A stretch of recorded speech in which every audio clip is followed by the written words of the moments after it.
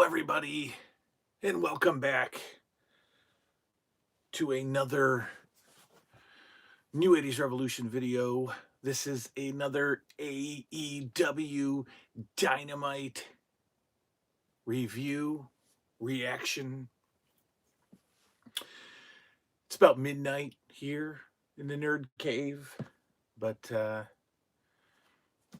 just finished up AEW episode 3, and so I wanted to come on and get back to reviewing these shows. I missed episode 2. I missed reviewing episode 2. Moods come and go. Good moods, bad moods. And when I'm in a down mood, a depressed mood, for whatever reason, I just like hole up and isolate and don't want to do anything. Don't want to talk to anybody. So that's what was going on last week with episode 2. So we didn't get a review, but we are back feeling good and ready to do episode 3. Before we get into that, there might be a new wrestling show that I will review for you. One that I've seen both episodes of, and it's pretty different. It's pretty unique. It's pretty cool. It is Billy Corgan's NWA resurgence, right? Of Billy Corgan of Smashing Pumpkins owns the NWA copyright, I guess you could say. Owns the name NWA. Owns all the logos, owns the championship belt design, all that stuff. And so he brought back NWA a while ago. A few years ago, NWA's been around, but they just started their TV show. And by TV, I mean YouTube. NWA Power is episode 2 is in the books on YouTube. And it's pretty awesome visually for a an 80s, a fan of 80s wrestling, because it is basically it's a knockoff of the old TBS NWA wrestling from TBS Studios. So it's studio wrestling. They basically did a replica of the old studio set with some modern touches. But amazing visual presentation of the show. The roster and the ring action and the stuff. I mean, it's, the roster is not that deep. And their big names aren't really big names. Nick Aldis, Colt Cabana, James Storm,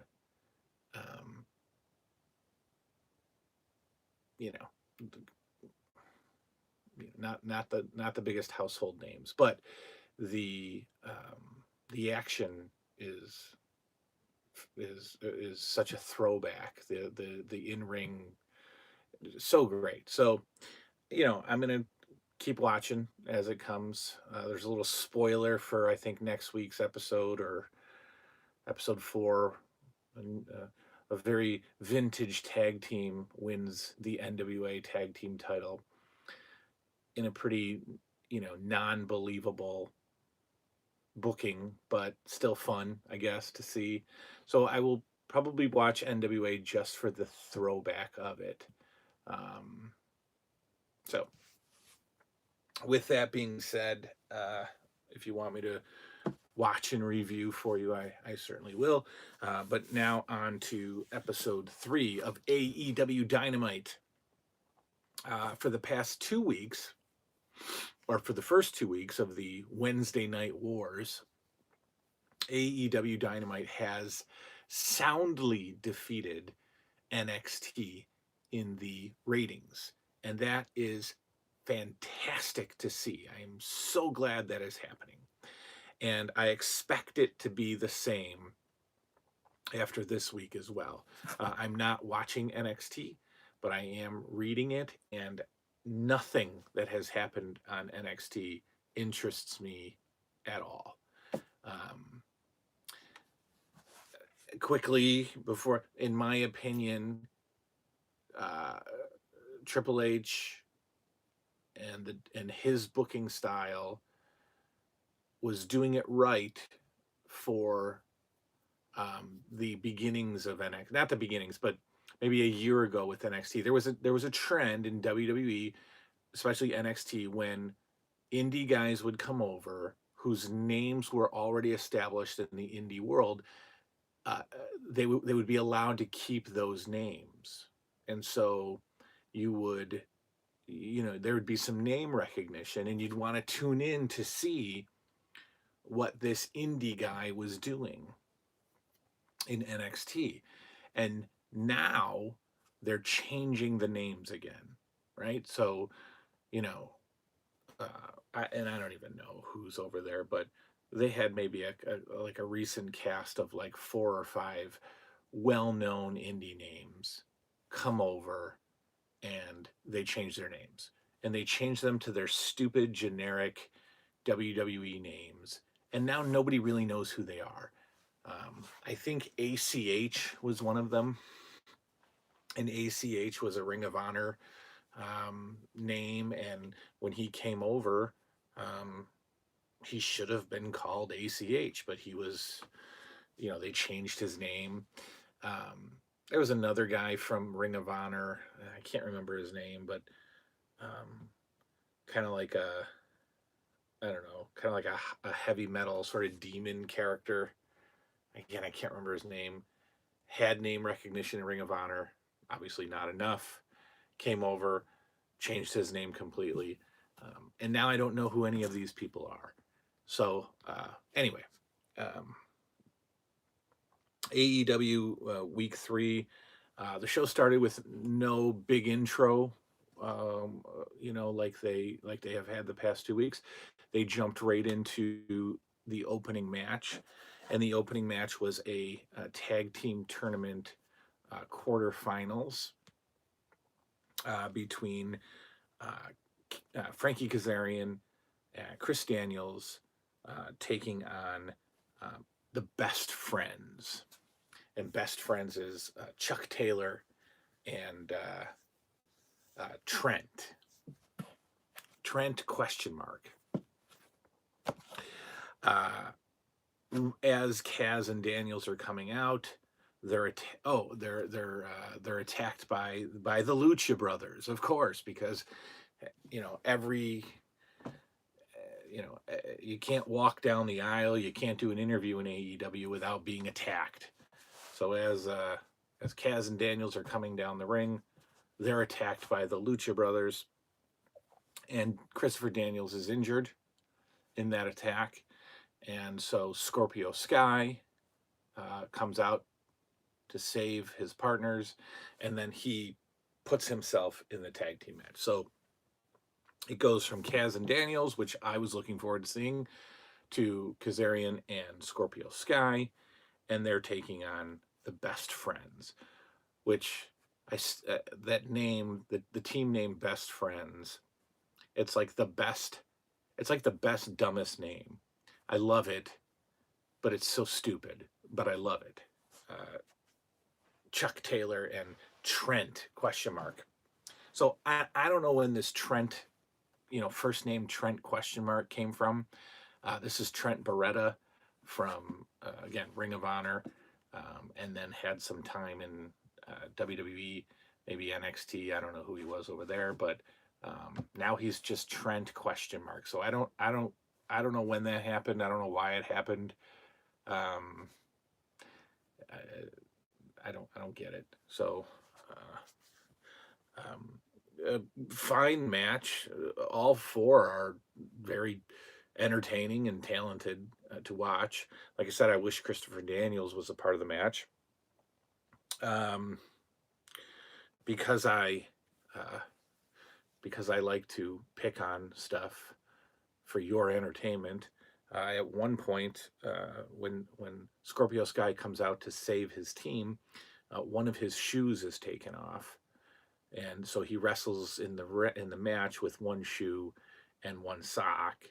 And at one point during a active exchange, and Scorpio Sky's all pumped up, he takes his other shoe off and throws it like into the crowd, and it gets like the biggest pop in the world. So, ripping your shoe off in excitement and throwing it pops this crowd, right? What a move by Scorpio Sky.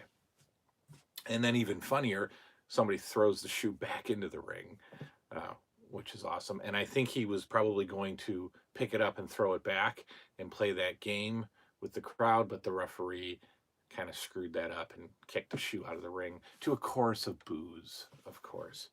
A great match, perfectly fine match, good opening match for the show. The best friends lose the match. Unfortunately, they lose to Frankie Kazarian and Scorpio Sky with a very botched finishing move. I think Kazarian was power bombing, one of the best friends, and Scorpio Sky was supposed to hit a drop kick to the back of the person being power bombed, like right before he hit the mat. It just looked horrible. I don't know how they could have pulled it off. I don't get the move, but it was botched. But they got the 3 count anyway, and I'm disappointed. As I watched Chuck Taylor and Trent Beretta in the match, I started to really root for them to win the match and the whole tag team title tournament. I like those two. I enjoyed their match, and they lost, unfortunately. So I don't know if Daniels is going to be okay for the next round, or if Scorpio Sky is just going to take his place. I don't know what the reason is. I don't know if they're building to something else. I don't know if Daniels is going to leave and split with those guys. I have no idea. I could see maybe Scorpio Sky turning on Kazarian and costing them the tag team titles, and then Daniels and Kazarian are just I don't know, but they move on in the tournament. They SCU, I think, is the name of the tag team. Frankie Kazarian, Scorpio Sky, moving on to the semifinals of the AEW Tag Team Title Tournament.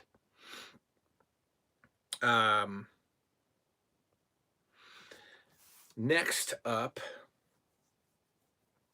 is another tag team match, and we've got the former LAX from TNA. This is Santana and Ortiz. Not the original LAX that I actually enjoyed, Homicide and Hernandez. But we got the knockoffs LAX of Ortiz and Santana. And they took on a couple of jobbers. So we got some old school,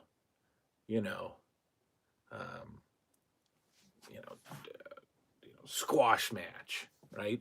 And that's basically what this was a squash. John Silver and Alex Reynolds was the jobber team as they took on LAX, and it was pretty much what you'd expect. LAX going over. They're really promoting LAX as a couple of main players in AEW, as they are affiliated with Chris Jericho. And his faction, by the way, is called the Inner Circle, which is pretty cool. You got Jericho, you got LAX, you got Jake Hager or Jack Swagger, and then you got this buffoon Sammy Guevara and his tongue are part of Inner Circle. Ortiz of LAX, they're like, I don't know if it's always been his gimmick. I didn't watch TNA when they were on, but he's like crazy, he's got this he's got this sort of psychopath behavior. Um, he bites the top rope, just like Mad Dog Buzz Sawyer used to do. And he has these crazy facial expressions. And he's another guy with the tongue problem. He's always sticking his tongue out or biting his tongue. It's just, I don't know what the deal with tongues are. Like, when did tongues become so popular? So LAX in a squizosh, if you will. That was followed by commercials, and I've come to realize that there's no place in the modern world for commercials. Nobody cares about commercials. We're all fully aware of whatever product they're promoting. We're not going to be surprised by a new product being unveiled in a commercial. Nobody cares that the Lakers game will be on TNT this coming Thursday night. Nobody cares. And it's disturbing and bothersome for me to have to sit through these commercials. Unless I tape the show on YouTube TV and then I can fast forward. But commercials, I mean, they got to go, I would assume. So after the LAX squash, we get a pretty intense Cody Rhodes promo mini documentary type thing, talking about how intense Cody Rhodes is and how much he's put into this company and how badly he wants the AEW world title.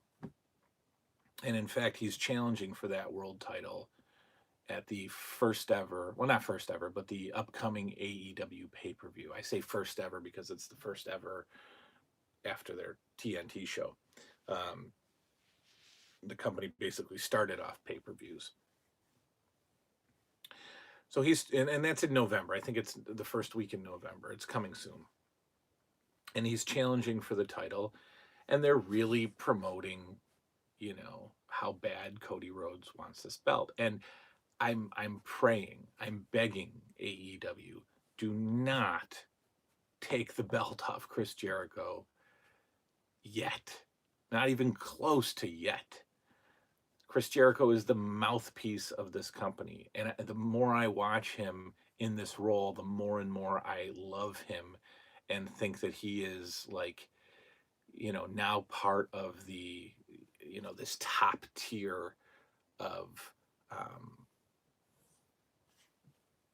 company pitchmen, or the head of a company, the Stone Colds, the Shawn Michaels, the Hulk Hogan, the Rock, the Chris Jerichos. I'm telling you, he's got it. He's fantastic. He's got comedy, he's got sarcasm, he's got unscripted promos that come straight out of the guy's head. He throws little inside jokes in there. I did catch a little bit of last week, and when he introduced the Inner Circle, and he would go through and he would introduce each new guy. He got to Jack Swagger, Jake Hager, and the crowd started chanting "We the People," and Chris Jericho cut them off right away and said, that was a long time ago, and it's over now because it sucked. And it was a bad idea from bad creative, and the crowd erupted for that, and I just thought that was like so great, off the cuff, unscripted, play the crowd, come up with the one-liner, hit them, pop them. It's awesome. I love Chris Jericho. So please don't put the belt on Cody at this pay-per-view. That's not a good idea. Chris Jericho needs a pretty substantial title run. I would really like to see that. Next up, we've got the ladies. We've got Dr. Britt Baker, the dentist. Again, I'm assuming that she has her dental degree. or else it's a really stupid gimmick. And if she does have her dentist degree, it's still a really stupid gimmick, you know, to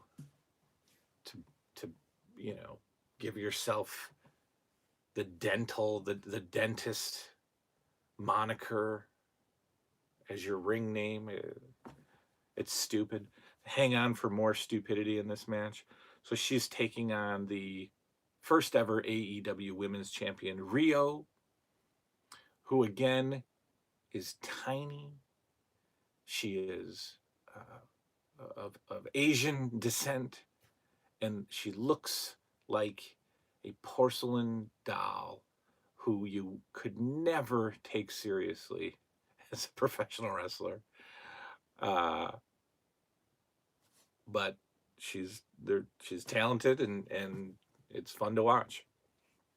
I'm not a fan of women's wrestling. I will honestly tell you that I fast forwarded through this match, and until the end. And here's the stupid part. Britt Baker, the dentist's finishing move, is called the lockjaw because she's a dentist.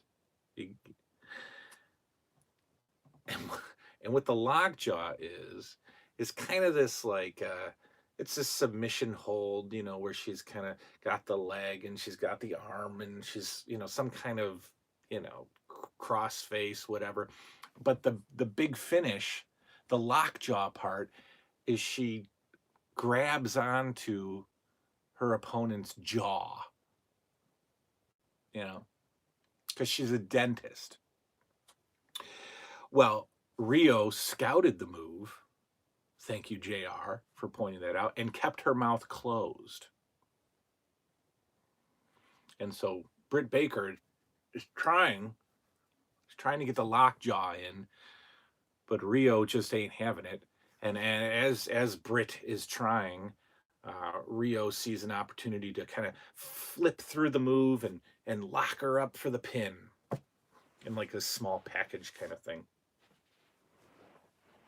Because Dr. Baker just couldn't go for the finishing move without putting her fingers in Rio's mouth and cinching in the lockjaw. Because she's a dentist.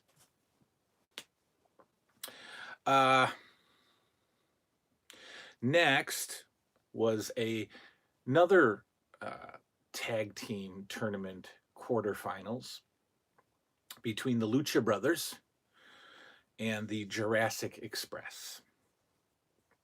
Jurassic Express normally consists of Jungle Boy, Jack Perry, and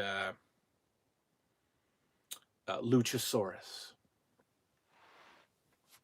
Well, Luchasaurus was injured today, late breaking news, and so he's out. Legit injury. And he was replaced by something called Marco Stunt. Lucha Brothers are a legit superstar tag team. Very, very legit superstar tag team. And I really, they're most likely going to win this tournament and probably should win this tournament. I like Best Friends, but I don't think we can, you know, I don't think they're going to put asses in the seats. I think the Lucha Brothers should probably get this title run. I like Jungle Boy for a couple of reasons, I guess. He's got some pretty cool hair. But more importantly, he's Luke Perry's son. And I am a proud 90210 fanatic.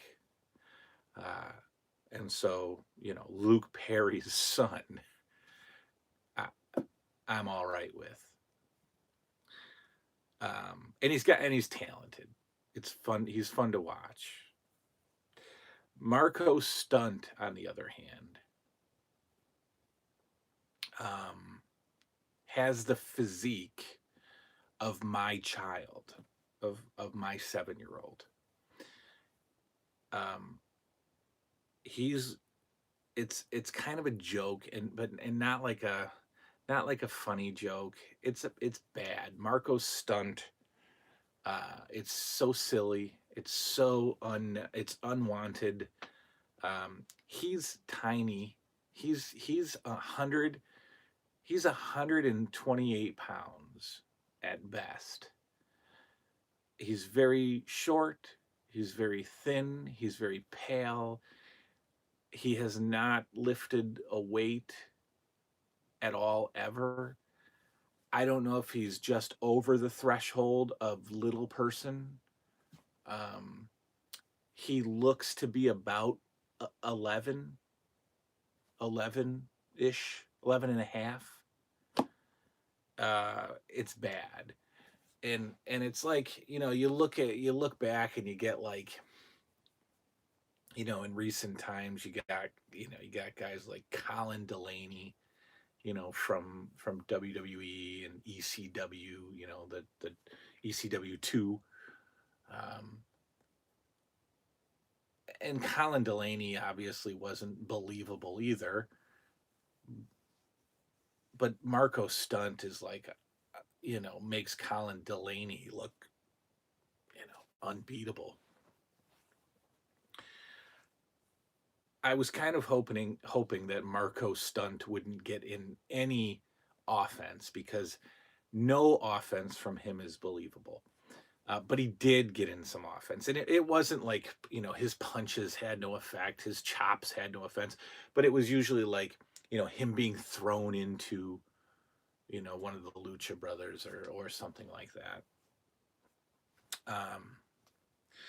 And I think JR did the right thing by kind of not burying him, but really not believing in his shtick, and not, promoting Marco Stunt. He didn't promote Marco Stunt at all. He really just, I think at one point he called him this poor little fella, which is perfect.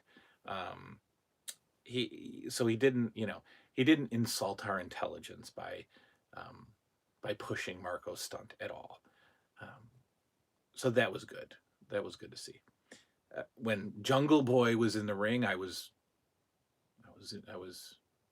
enjoying it. I certainly can back Jungle Boy, and I probably would have enjoyed this match a lot better if Luchasaurus was there. But oh man, this Marco Stunt thing is bad. I mean, Marco Stunt, Sammy Guevara, they're right up there now with just, I can't stand them. I hate them. I may hate them.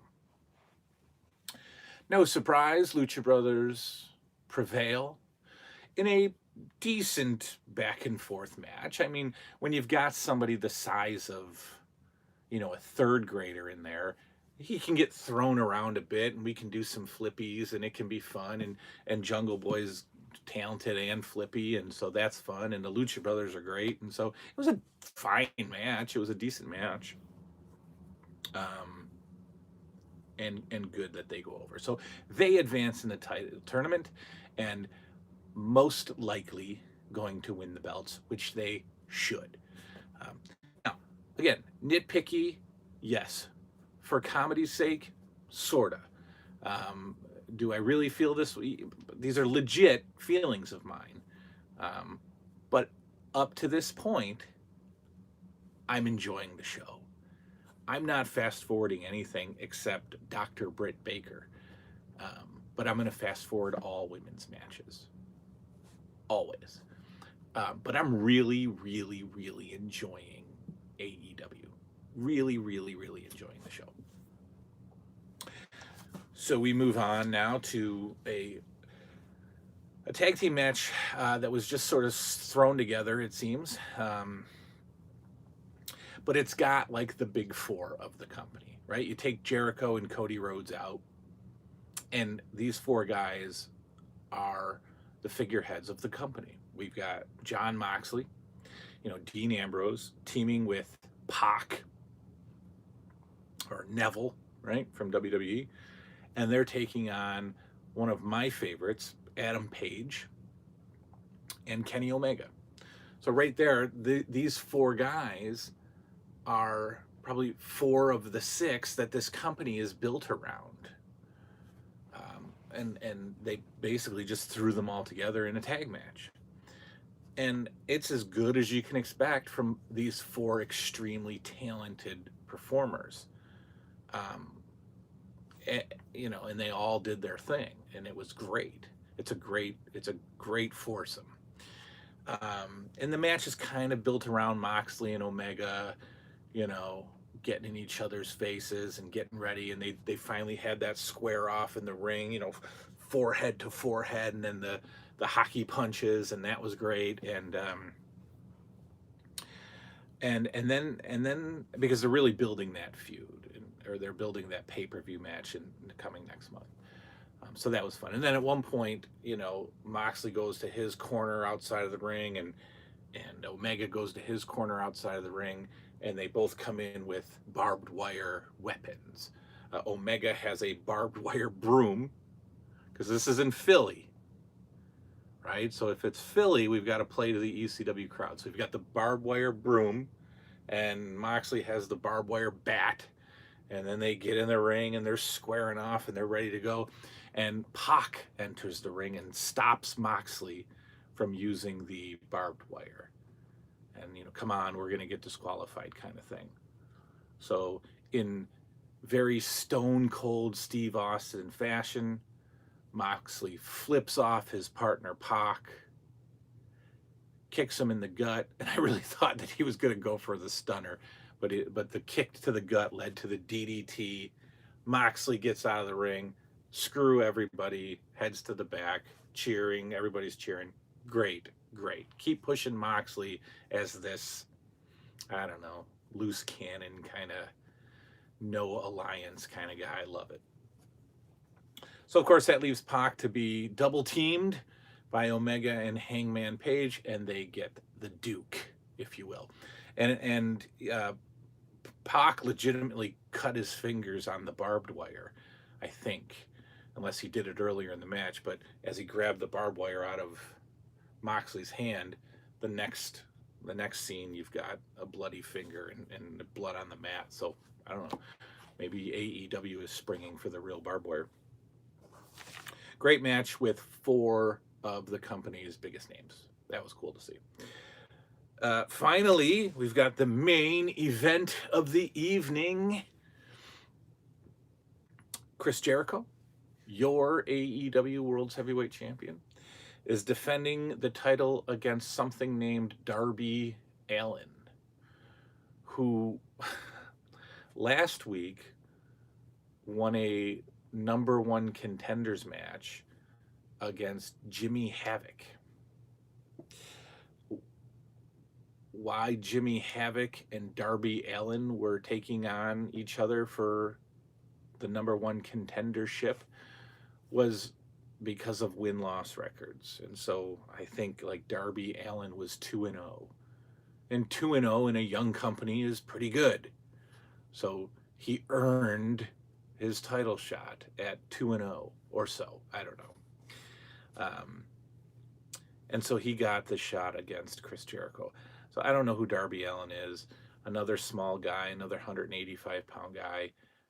Kind of like this, I don't know, he paints half of his face and he draws on half of his body, and I think his gimmick is that he's half dead. Been through a lot in life, I suppose. Well, so Chris Jericho comes out with his face painted as well, and that's why I love Chris Jericho so much. He doesn't call any attention to it. He doesn't get on the mic and say, "Hey, my face is painted too." He just quietly paints his face and comes out and wrestles Darby Allin. And it's a competitive back and forth. Jericho is selling and bumping, and Darby Allin, this little guy is jumping around, and it's fine. It's a great match because it's got Chris Jericho in it. And at one, by the way, this mind blowing. This is a this match has a stipulation. It's a Philadelphia street fight. Again, we're playing to the ECW crowd in Philly. I get it, but it's just such new, modern nonsense booking. Why would two guys who have no history together, who have no feud, why would they be put in a Philadelphia street fight? Doesn't make any sense. You go back in time when wrestling was the greatest that it's ever been and ever will be. A Philly street fight was like, you got guys who just can't get it done in a regular match.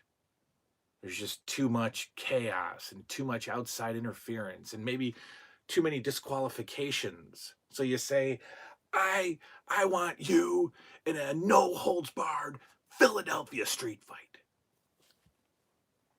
That makes sense. But putting two guys who have no history in a Philadelphia street fight makes zero sense. But they did it, and I don't know. I couldn't tell that it was a street fight. It didn't really have any street fight components until the end when Chris Jericho duct taped Darby Allin's hands behind his back and beat him up. But then, of course, Darby Allin gets in some no-handed offense, which is stupid. And in fact, he had Chris Jericho down with his hands tied behind his back, and he was mounting the turnbuckles. And at that point, the special enforcer, Jack Swagger, came out and kicked Darby, off the rope, and Jericho locked him up in the Lion Tamer and got the win. Fine, whatever. I still can't get behind Jake Hager as this larger than life bodyguard type character. He's tall. I mean, he's got that going for him, but I don't know how they made him like this enforcer, this bodyguard. I don't get it. I think maybe it's because he's had 2 MMA fights for Bellator, and he's 2-0. Because I think he fought like, my uncle, and then like my uncle's uncle in his 2 debut fights for Bellator. Like, didn't fight anybody.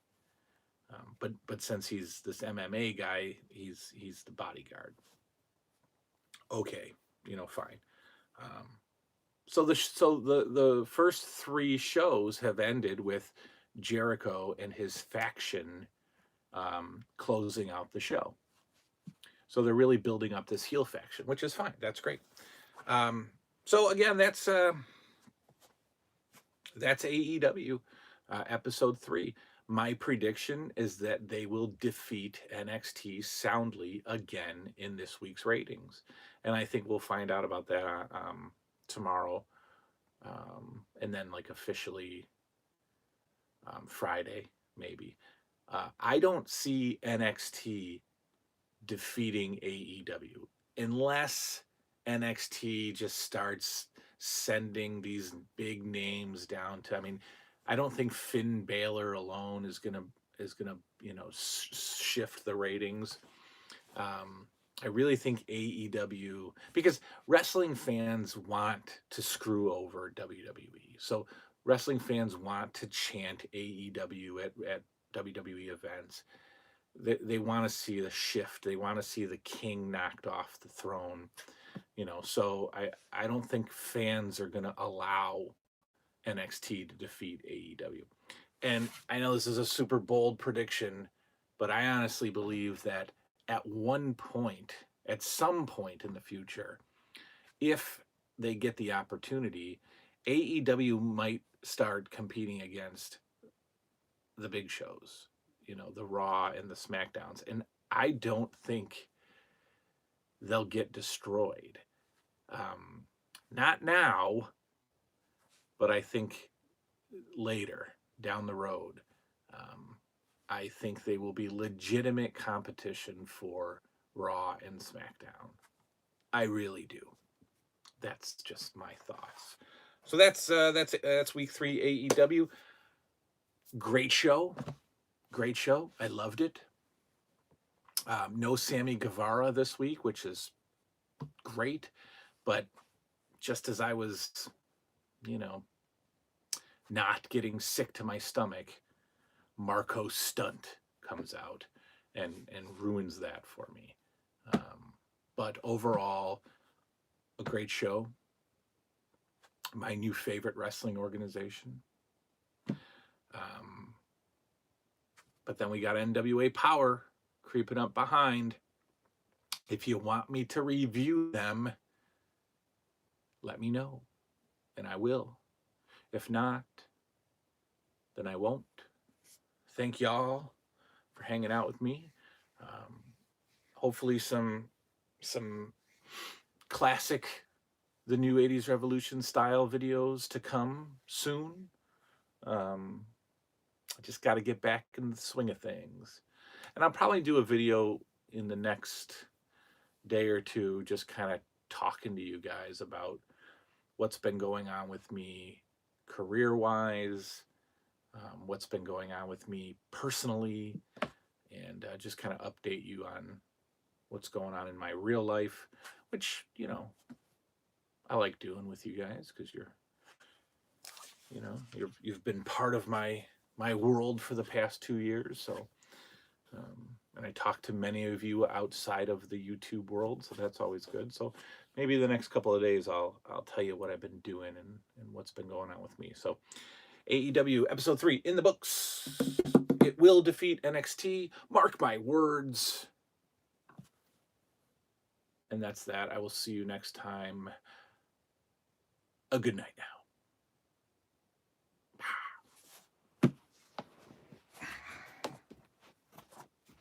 Yeah, these are turtle pants, by the way.